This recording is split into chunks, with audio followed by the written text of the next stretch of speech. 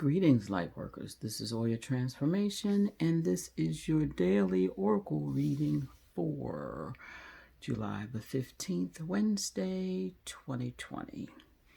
The cards have been shuffled, prayed on, and the messages are as follows.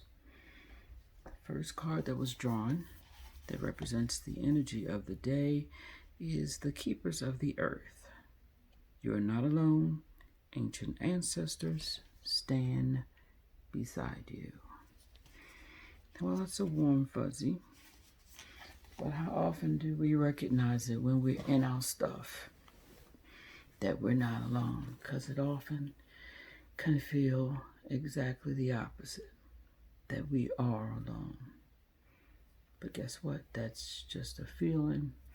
Sometimes feelings take longer to shake than other times, and sometimes they come and go rather rapidly.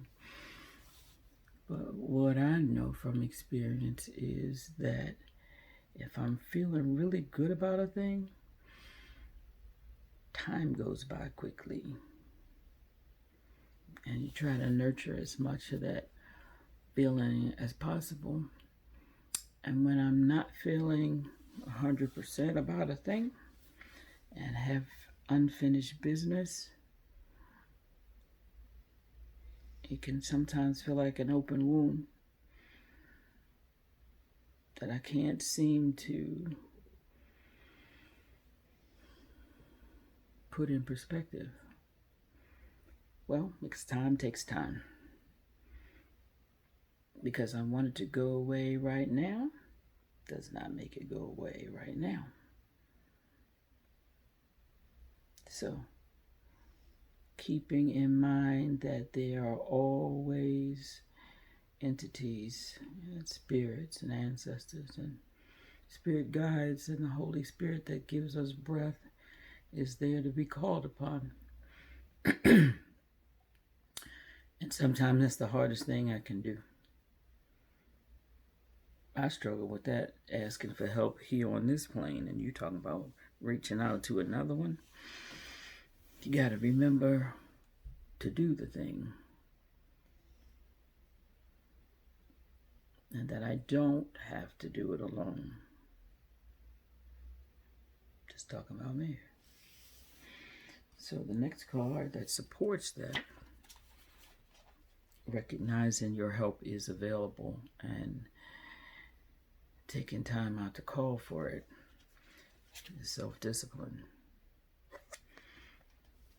And self-discipline for me in this instance would mean that I gotta check in. I can't just do. I have to have regular checks where I go in and see what exactly it is I'm feeling. And am I prepared for prime time or not? Because when I push myself into prime time and I'm not prepared, it never necessarily works well. So the second card that supports us recognizing that help is always on the way is the 47 of timeline. And the timeline for an empath is not necessarily the same as the timeline for a less sensitive person. Because people would say, put your little wounds away, pack them in a box, and push them in a corner.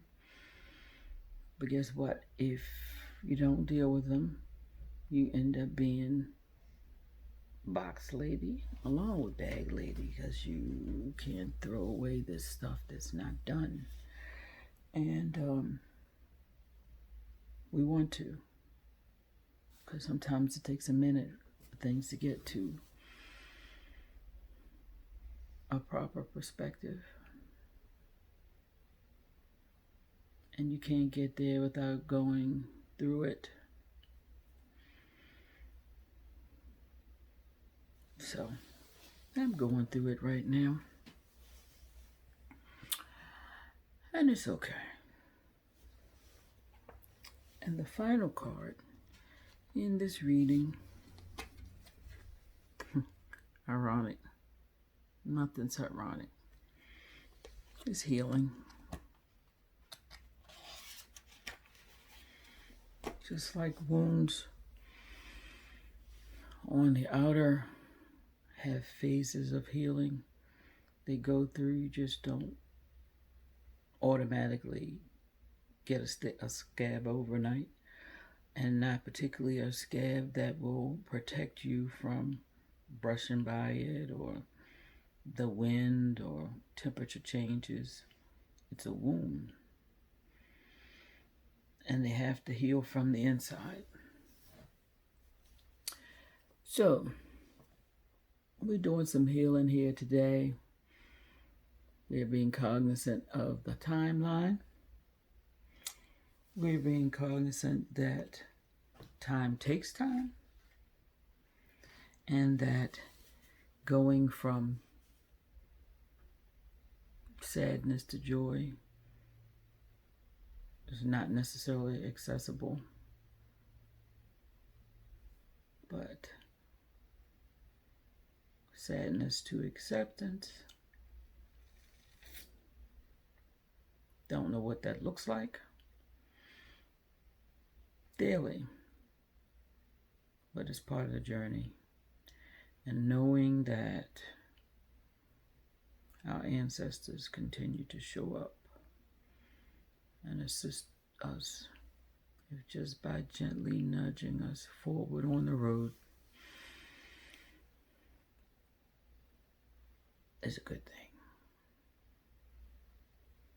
So happy hump day, and choose the most favorable experience that you can, because I'm going to follow that lead too. Thank you for listening, and namaste.